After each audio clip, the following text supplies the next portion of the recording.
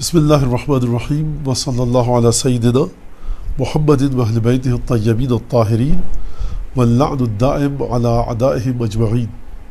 آج کی جو مختصر سی گفتگو ہے اس میں مسجد سہلہ کے بارے میں ایک مختصر سا بیان اور اس مسجد میں متبرک مسجد میں جو مقامات ہیں۔ روایت کے مطابق شہر کوفہ میں جو بابرکت ترین و بافضیلت ترین مقام ہے مسجد کوفہ کے بعد وہ یہی مسجد سہلہ ہے۔ اس سے بڑھ کر کوئی اور مقام نہیں ہے مگر یہ کہ مسجد کوفہ۔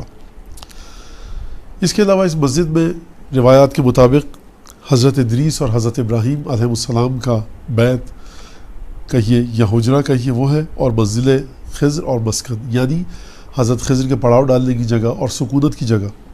تو یہ تین انبیاء حضرت ابراہیم، حضرت ادریس اور حضرت خضر۔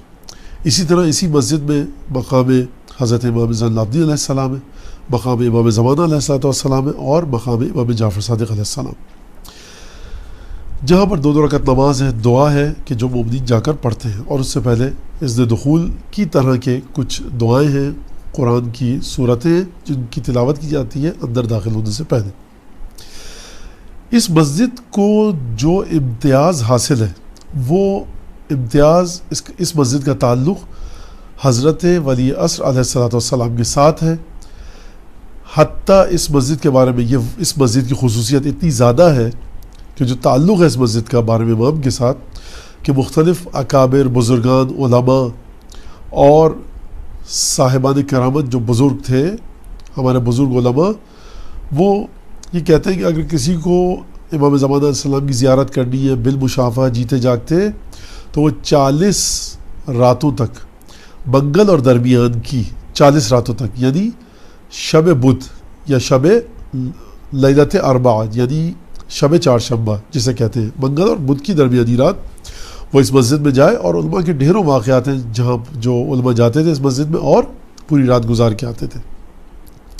مقام امام زمانہ ہے اس مسجد میں، اور جو بھی جائے گا اس طرح سے 40 راتوں تک علماء فرماتے ہیں کہ اس کو امام زمانہ علیہ السلام کا دیدار نصیب ہوتا ہے، اور مراجع، گزشتہ مراجع اور بہت عظیم الشان علماء وہ اس مسجد پر بہت زیادہ خاص توجہ رکھتے تھے۔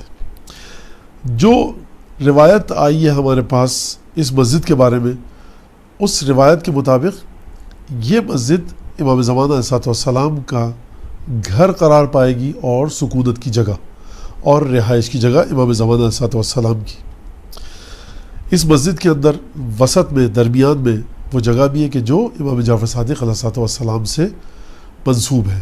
اسی مسجد سہلہ کی گفتگو کو آگے بڑھاتے ہوئے ایک روایت حدیث ہے چھٹے امام کی جو ابو بصیر سے امام گفتگو فرما رہے ہیں۔ امام نے فرمایا یا ابا محمد کأنی ارا نزولا، گویا کہ چھٹے امام فرما رہے ہیں گویا کہ میں دیکھ رہا ہوں، کس کو دیکھ رہا ہوں کہ 12ویں امام نازل ہوئے، یعنی کیا مطلب وارد ہوئے، داخل ہوئے اس مسجد میں، اور کس کے ساتھ؟ بأہلہ وعیالہ، اپنے متعلقین کے ساتھ، اپنے اہل و عیال کے ساتھ، ویکون منزلہ، اور یہی مسجد سہلہ امام کا گھر قرار پائے گی۔ وما بعث اللہ نبیا، اللہ نے کسی پیغمبر کو مبعوث نہیں کیا، وقد صلی فیہ، مگر یہ کہ ہر پیغمبر نے، جس پیغمبر کو بھی خدا نے مبعوث کیا ہے، ہر پیغمبر نے اس مسجد میں نماز پڑھی ہے۔ والمقیم فیہ کالمقیم فی فسطاط رسول اللہ صلی اللہ علیہ وآلہ وسلم، جو اس مسجد میں آ کر ٹھہرے گا، جب تک اس مسجد میں ٹھہرا رہے گا، ایسا ہے کہ گویا رسول خدا صلی اللہ علیہ وآلہ وسلم کے خیمے میں رکا ہوا ہے اور اس نے قیام کیا ہوا ہے۔ اور پھر فرمایا چھٹے امام نے وما من مؤمن ولا مؤمنۃ، کوئی مومن اور مومنہ ایسے نہیں ہے الا وقلبہ یحن الیہ، مگر یہ کہ ان کا دل، ان کا قلب مسجد سہلہ کی جانب، مسجد سہلہ کا مشتاق ہے اور تڑپ رہا ہے مسجد سہلہ کے لیے۔ وما صلی فیہ احد، کوئی ایسا شخص نہیں جو اس مسجد میں نماز پڑھے، فدع اللہ بنیت صادقہ، نماز پڑھنے کے بعد اللہ سے دعا مانگے سچی نیت کے ساتھ، الا صرف اللہ بقضاء حاجتہ، مگر یہ کہ خدا اس کو حاجت روا کرنے کے بعد، اس کی حاجت روائی کے بعد اسے واپس لوٹائے گا اس مسجد سے۔ وما من احد استجارہ، کوئی ایسا شخص نہیں جو پروردگار عالم سے پناہ مانگے، الا اجارہ اللہ، مگر یہ کہ خدا اسے پناہ دے گا اور بچائے گا. کس چیز سے بچائے گا؟ مما یخاف منہ، جس چیز سے کوئی بھی شخص خوف کے عالم میں وہاں یہاں پر آئے گا اس مسجد میں اور اللہ سے پناہ مانگے گا، اللہ اس کو اس خوفناک چیز سے جس سے وہ ڈر رہا ہے پناہ دے گا. قال نزیدو کا، چھٹے امام نے فرمایا مزید بیان کروں؟ راوی کہتا ہے میں نے کہا نعم جی ابن رسول اللہ. فرمایا ہوا من البقاء التي احب اللہ ان يدعى فيها، یہ مسجد سہلہ ان مقامات میں سے ہے کہ جن میں خدا کو پسند ہے کہ اسے پکارا جائے، دعا اور مناجات کی جائے.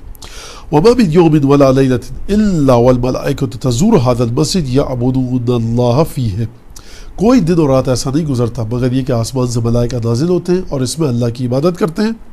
اور پھر چھٹے امام نے ایک عجیب جملہ فرمایا جو ان تمام روایت سے اور زیادہ عجیب ہے. فرمایا یا ابا محمد ما لم اصف اکثر، جو میں نے تمہیں بتایا ہی نہیں ہے وہ اس سے کہیں زیادہ ہے.